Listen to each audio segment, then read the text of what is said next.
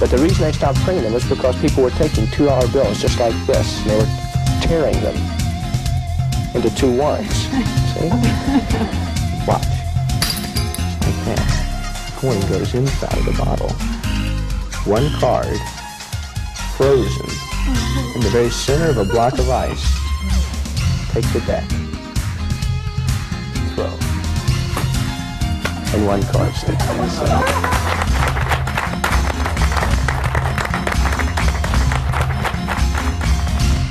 This is a good trick. This is one of my favorite tricks. This is one of my favorite tricks, and you get to pick a card in this trick.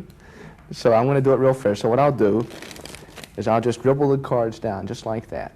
Anytime you'd like me to stop, just say, stop dribbling. Okay? Stop dribbling. Right here? I can go more if you'd like. That's fine. Okay. This time you've stopped me at the 10 of clubs. Obviously, it could have been any one of those. But now, I could even have you sign that 10 of clubs.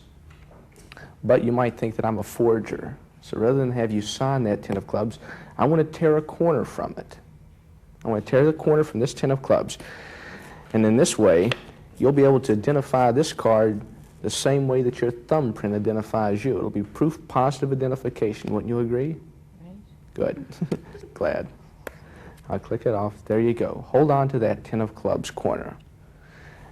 We'll go ahead and get rid of the rest of the deck. Now, I'm going to take these, or this card, and tear it into little pieces. Now we need to keep those pieces kind of close together, so I'm going to use, I'll use this paper clip. We'll clip them together. I'll take the pieces, clip them together, and I need to squeeze them very tightly. So I'll squeeze, nothing up the sleeve. If I squeeze just like that, every single one of those pieces vanishes, leaving only the paper clip behind to show that the pieces had ever been there at all. Now I could reproduce those pieces one at a time if I wanted to. Maybe you just think I was hiding them from you. It would be better to reproduce that card completely restored except for that one piece which you used to identify it with. And I'll do that for you if you'll answer a question. It's an easy one. Does the word icicle appear on this box anywhere? It's a bicycle deck of cards. Oh, it's a bicycle. That's right. You see, if I take the B and cover it, we have icicle. Right. See, it's not a bicycle, it's a B-icicle deck.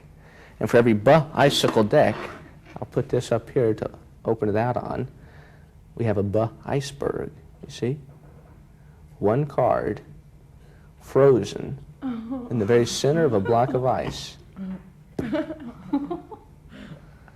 Now, one thing is important is that you notice that it's not frozen on the bottom, it's not frozen on the top, it's actually in the very center of that block of ice.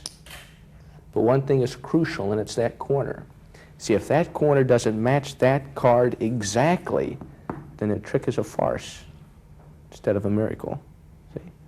Because it has to come directly from that card. Are you ready? So what I'll do is I'll chip the ice from around that corner and ask you to confirm it. Was that the corner torn directly from that card? Yes, it is. How about that? You can put this in your purse and take it home Thank with you you. very much. How are you? Fine, thank you. It's a good seat, isn't it? It sure is. See better from back there.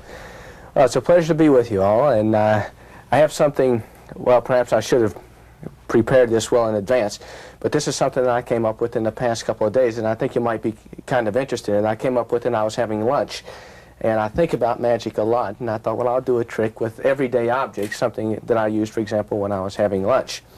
And maybe it's just the way that my mind thinks, but I came up with a very simple plot, okay? So all we'll have to follow in this particular case is a little cork ball. Actually, it's a little rubber ball covered with a little knitting of some sort there. Now, the plot here is really very simple. In this particular one, all you'll have to do, at one time or another, the ball will either be in the can or it'll be out of the can. But whenever it happens, it'll happen by magic. So some magic will take place. It's not necessarily a gambling game. So, for example, in this case, I place the ball inside the can. All I have to do is touch the end of the wand like this and wave and tap, and the ball comes out of the can like that at the tip of the wand, leaving, of course, the can perfectly empty. Now, you can do the exact same thing in reverse. For example, in this particular case, I can take the ball, tap it with the wand, it completely disappears, only to reappear back inside the can. You see, it goes in reverse. Comes out and it goes back in. But I'll make it a little simpler for you. In this particular case, I'll take the ball and place it inside of the pocket, and still it comes back to the can. I'll even put the lid on top of the can like this. I'll place the ball in the pocket. And even with the lid on, the ball comes back like, oh, wait a second. If I touch just like that, another one comes out. So now we have two. But at this particular case, I'll go ahead and I'll take the lid and I'll place the lid away because we no longer need the lid anymore. You see, despite the fact that the large balls came out of it, just by casting a shadow over the can, just like that, the hermetical lid once more returns right down here, as well as the sausages. Proving it's not only a good trick, but a decent meal.